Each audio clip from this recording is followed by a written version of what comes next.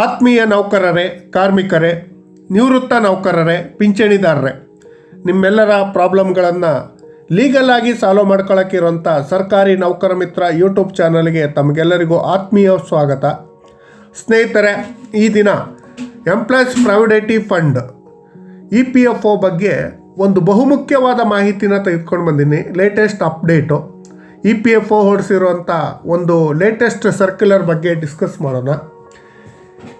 ಈ ಮಾಹಿತಿನ ಶೇರ್ ಮಾಡೋದಕ್ಕಿಂತ ಮುಂಚಿತವಾಗಿ ಯಾರ್ಯಾರು ಈ ಚಾನಲ್ಗೆ ಸಬ್ಸ್ಕ್ರೈಬ್ ಮಾಡ್ಕೊಂಡಿಲ್ಲ ದಯವಿಟ್ಟು ಸಬ್ಸ್ಕ್ರೈಬ್ ಮಾಡ್ಕೊಳ್ಳಿ. ನಿಮ್ಮೆಲ್ಲ ಸಮಸ್ಯೆಗಳಿಗೆ ಪರಿಹಾರವನ್ನು ಕೊಡುವಂಥ ಪ್ರಯತ್ನವನ್ನು ಮಾಡ್ತೀವಿ. ದಯವಿಟ್ಟು ಸಬ್ಸ್ಕ್ರೈಬ್ ಮಾಡ್ಕೊಳ್ಳಿ, ನಿಮ್ಮ ಸ್ನೇಹಿತರಿಗೂ ಶೇರ್ ಮಾಡಿ.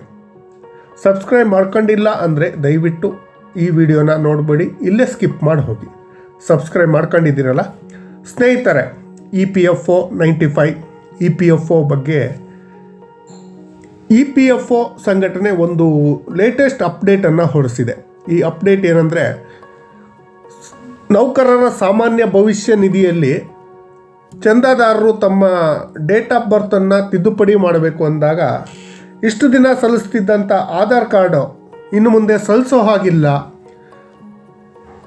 ಜನ್ಮ ದಿನಾಂಕ ತಿದ್ದುಪಡಿಗೆ ಆಧಾರ್ ಕಡ್ಡಾಯವಲ್ಲ ಅಂತ ಒಂದು ಆದೇಶವನ್ನು ಹೊರಡಿಸಿ ಅದಕ್ಕೆ ಸರ್ಕ್ಯುಲರನ್ನು ಕೂಡ ಹೊರಡಿಸಿದೆ.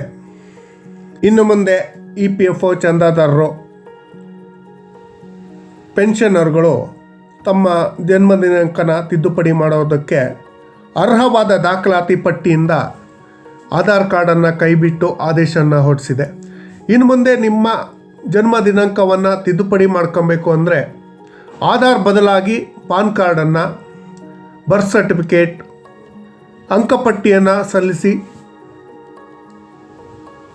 ತಿದ್ದುಪಡಿ ಮಾಡ್ಕೊಬೋದು. ಈ ಬಗ್ಗೆ ಅನೇಕ ನ್ಯಾಯಾಲಯಗಳು, ಸುಪ್ರೀಂ ಕೋರ್ಟು, ಹೈಕೋರ್ಟು, ಅನೇಕ ನ್ಯಾಯಾಲಯಗಳು EPFOಗೆ ಆಧಾರ್ ಕಡ್ಡಾಯವಲ್ಲ, ಅದನ್ನು ಅರ್ಹ ದಾಖಲಾತಿಯಾಗಿ ಬಳಸಬಾರ್ದು ಅಂತ ಹಲವಾರು ಜಡ್ಜ್ಮೆಂಟನ್ನು ಕೊಟ್ಟಿದೆ. ಈ ಜಡ್ಜ್ಮೆಂಟ್ ಆಧಾರದಲ್ಲಿ EPFO ಈ ಸುತ್ತೋಲೆಯನ್ನು ಹೊರಡಿಸಿದೆ. ಇನ್ನು ಮುಂದೆ ಯಾವುದೇ ಕಾರಣಕ್ಕೂ ನಿಮ್ಮ ಜನ್ಮ ದಿನಾಂಕದ ತಿದ್ದುಪಡಿ ಅಥವಾ ಇತರೆ ಕೆಲಸಗಳಿಗೆ EPFOನಲ್ಲಿ ಆಧಾರನ್ನು ಸಲ್ಲಿಕೆ ಮಾಡೋ ಬದಲು ನಿಮ್ಮ ಇತರೆ ದಾಖಲಾತಿಗಳನ್ನು ಸಲ್ಲಿಕೆ ಮಾಡಿ ಅಂತ ಹೇಳಿದೆ. ಈ ಬಗ್ಗೆ EPFO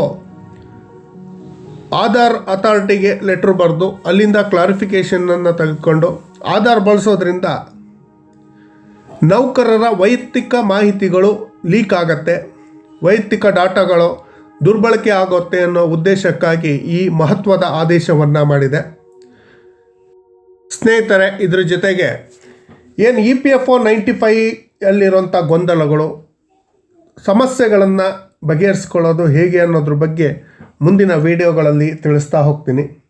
EPFO 95 ಹಾಗೂ ಗರಿಷ್ಠ ಪಿಂಚಣಿ ಯೋಜನೆ, ಸುಪ್ರೀಂ ಕೋರ್ಟ್ ನೀಡಿರುವಂಥ ಆದೇಶ, ಸರ್ಕಾರದ ಸುತ್ತೋಲೆ, ಯಾವಾಗ ಪಿಂಚಣಿದಾರರಿಗೆ ಗರಿಷ್ಠ ಪಿಂಚಣಿ ಸಿಗತ್ತೆ, ಈ ಗೊಂದಲಗಳಿಗೆಲ್ಲವಕ್ಕೂ ಪರಿಹಾರ ಸೂಚಿಸುವಂಥ ವಿಡಿಯೋನ ನೆಕ್ಸ್ಟ್ ವಿಡಿಯೋದಲ್ಲಿ ತರ್ತೀನಿ.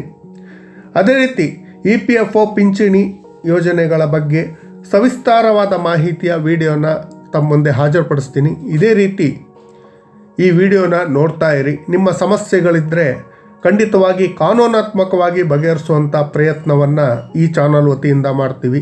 ದಯವಿಟ್ಟು ಎಲ್ಲ ಸ್ನೇಹಿತರು ಈ ಚಾನಲ್ಗೆ ಸಬ್ಸ್ಕ್ರೈಬ್ ಮಾಡ್ಕೊಳ್ಳಿ, ನಿಮ್ಮ ಸ್ನೇಹಿತರಿಗೂ ಶೇರ್ ಮಾಡಿ.